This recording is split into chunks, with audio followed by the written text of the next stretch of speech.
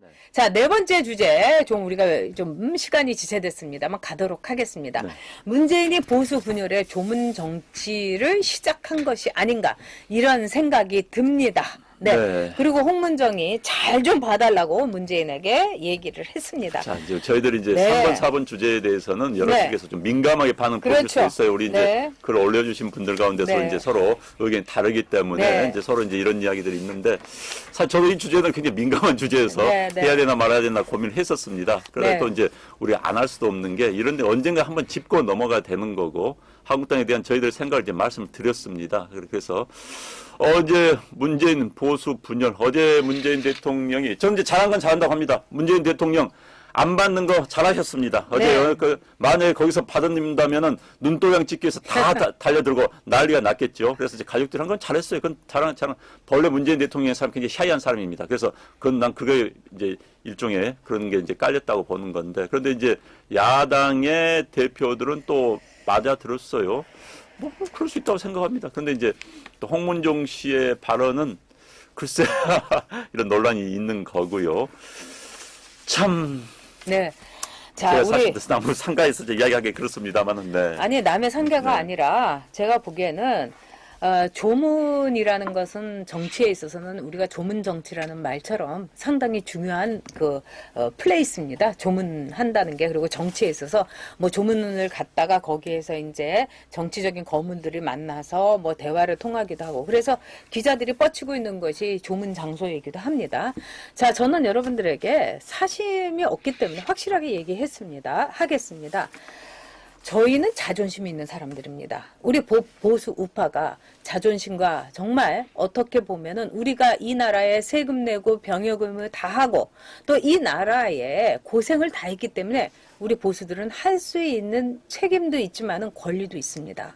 그리고 지금 수구수구 보수 꼴통 이렇게 하는데 지금 조국이 그렇게 파렴치하고 더러운 X인데도 불구하고 조국이 무죄다, 조국이 우리다, 나는 조국이다, 이거보다 더한 수구 좌파들이 어디 있습니까? 진짜 수구 꼴통들은 좌파들인 겁니다. 자, 그런데 문재인 대통령 여기에 우리 공화당 대표인 홍문종 씨가 이제 가서 조문을 했습니다.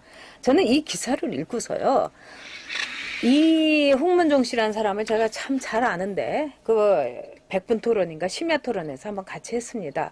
그때 제가 뭐라고 했냐, 3선 이사는 다 불출마 선언을 해야 되겠다 이랬더니 방송이 끝나고 나더니 쫄래쫄래 저한테 막 쫓아오더니 전현, 네? 전현, 나는요 내리 3선이 아닙니다. 그동안에는요 많이 쉬었어요. 그래서 지금 3선이긴 하지만은요 그동안 2번 쉬었기 때문에 내리 3선이 아니에요. 그러니까 나는 출마해도 되는 거죠. 대답도 안 하고 그냥 제가 왔습니다. 그런 사람이 홍문종입니다, 여러분. 근데 이 사람이 가가지고 문재인한테 뭐라고 했는지 여러분 다시 한번 얘기해 봅시다.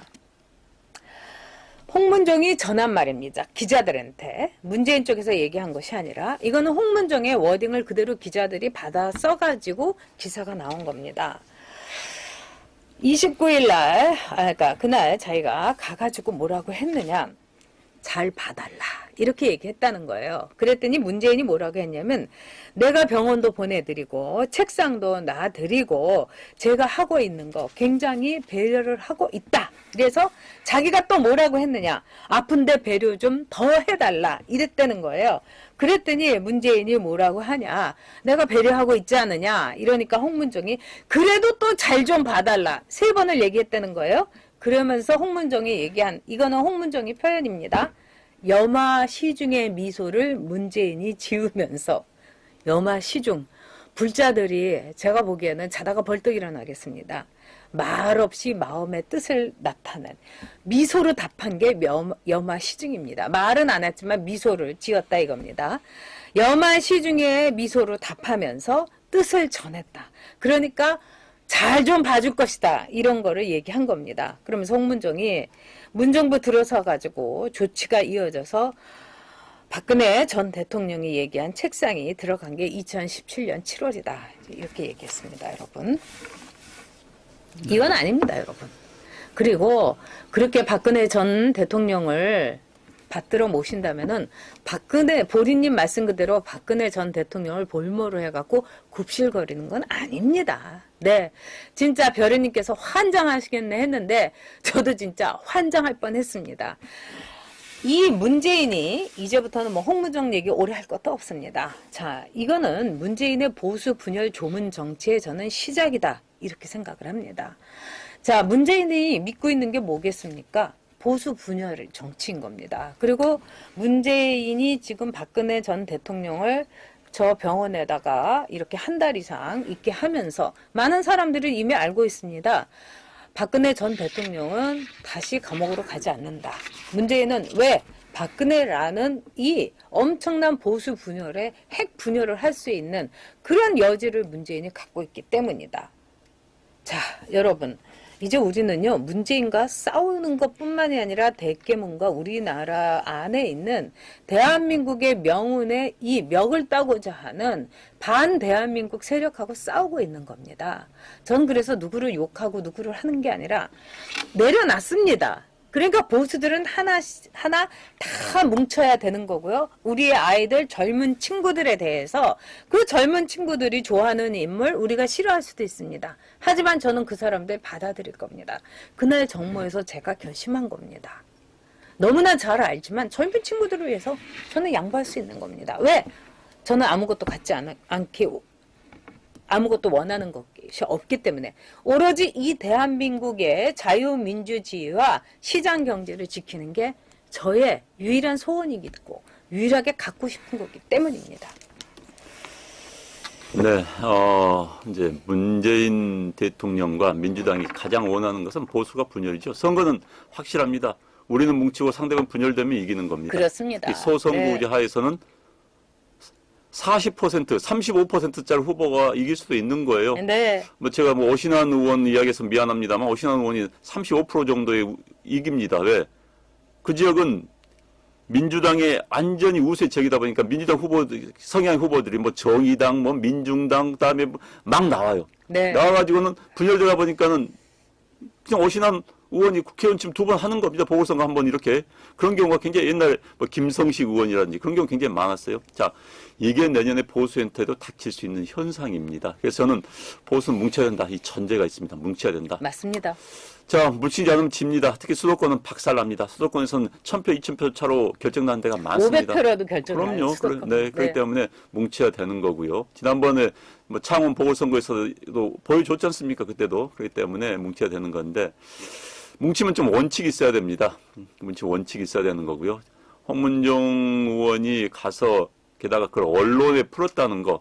가서 이야기할 수는 있습니다. 저는 이야기할 수 있다고 봐요. 그런데 이제 언론에 풀었다는 것 자체가 저는 큰 문제가 있다고 봅니다. 그건 결국 이제 자기 정치가 돼버린 것이죠. 그래서 그건 보수 전체를 위해서도 대한민국을 위해서 바람직하지가 않습니다. 그리고 이제 저는 이 문제에 대해서도 우리가 이제 고민을 해야 됩니다. 사실 이제 보수 문제가 나오니까는 이제 여러분들 가운데 생각이 틀리신 분들이 서로 갑론을박을 벌이시는 경우가 있고 또 이제 저희들에 대해서 이제 그 말씀하신 분들이 계시는데 참 박근혜 대통령 문제는 뜨거운 주제입니다. 이 주제는 앞으로 점점 커지면 커지지 작아질 수가 없습니다. 이게 보수의 가장 큰 아킬레스건입니다. 저들은 이걸 이용할 겁니다. 매우 크게 이용할 겁니다. 그래서 지금 이제 12월에 정기국회가 끝나고요. 그때까지는 이대로 갑니다. 제가 이제 정치 이야기를 하면은 내년 이제 1월, 2월 되면은 보수 분열, 보수 통합 이야기는 결국 다시 역으로 본다면 보수 분열 이야기나 마찬가지입니다. 통합이면 통합 이야기 아니에요. 그건 결국 분열로 갈 수 있다는 이야기나 마찬가지이기 때문에 그래서 그 이야기가 나올 때 이제 박근혜 대통령이 박근혜 대통령 보수 분열에 대한 이야기는 전혀 아닙니다. 이 문제를 우리가 단단하게 잘 짚고 넘어가면 보수가 더 결연하게 뭉칠 수가 좋은 계기가 될 수 있습니다. 전 그걸 만들어 보자는 이야기입니다. 제가 무슨 박근혜 대통령 때문에 보수 분열된다 그런 얘기 전혀 아니에요. 박근혜 대통령을 통해서 또 뭉칠 수도 있는 겁니다. 왜? 지금 박근혜 대통령 때문에 그 당시에 뭐 이제 탄핵이 때문에 한 표현이 좀 그렇습니다만 탄핵이 아니냐 하면서 보수가 굉장히 분열된 의견이 갈라진 건 맞습니다. 그러나 다시 한번 이제 합쳐서 이 악랄한 좌파 정권을 끄집어내려는데 계기가 될 수도 있어요. 저는 그걸 바랍니다. 정말 바랍니다. 그러기 위해서는 우리가 정말 냉정하게 이 전체 판을 봐야 되는 겁니다. 당장 내가 누굴 좋아해서 내가 누굴 싫어해서 이런 차원이 아니라 대한민국을 위해서 보수가 뭉쳐야 되고 저는 원칙은 이겁니다. 자, 우리 모두 대한민국이 잘 살아야 되고 대한민국이 잘 돼야 된다는 게 원칙입니다. 그러기 위해서는 대한민국을 운영할 수 있는 세력이 대한민국을 운영해야 된다. 좌파는 도저히 안 된다. 결국 우파가 대한민국을 운영을 해야 된다. 대한민국 우파 운영하기 위해서는 선거에서 이겨야 된다. 대통령 선거는 아직 좀 있습니다. 당장 내년 총선 이겨야 된다. 이기기 위해서 우리가 어떻게 해야 될 것인가.